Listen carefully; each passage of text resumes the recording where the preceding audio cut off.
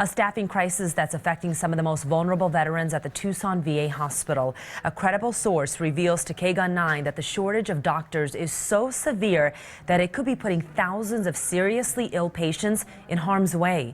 An insider describes the situation as, quote, horrible. 9 News Side's Valerie Cavazos continues her investigation.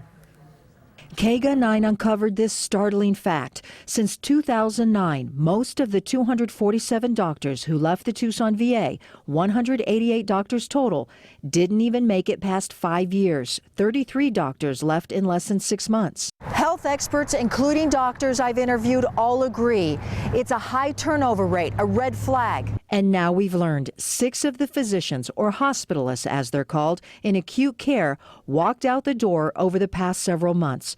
Former top administrator Pat McCoy describes the type of patients these physicians generally take care of. Patients with heart conditions like a heart attack, or they're ruling out a heart attack. The patients may have pneumonia. They may have urinary tract infections that require hospitalizations.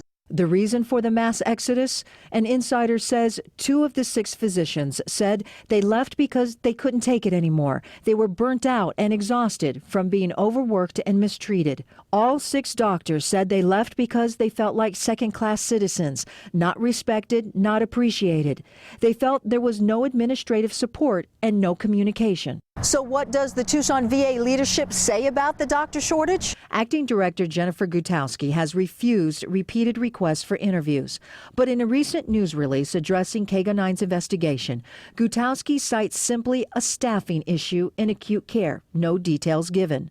We've learned through the source there are now only 6 physicians, about half of what is needed, a critical shortage.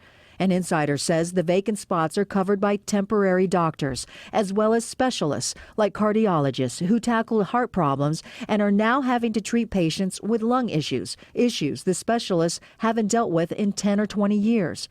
Pat McCoy says that's not an ideal situation. There's continuity of care issues. The new provider coming on has to learn about the patient. Things potentially can be missed.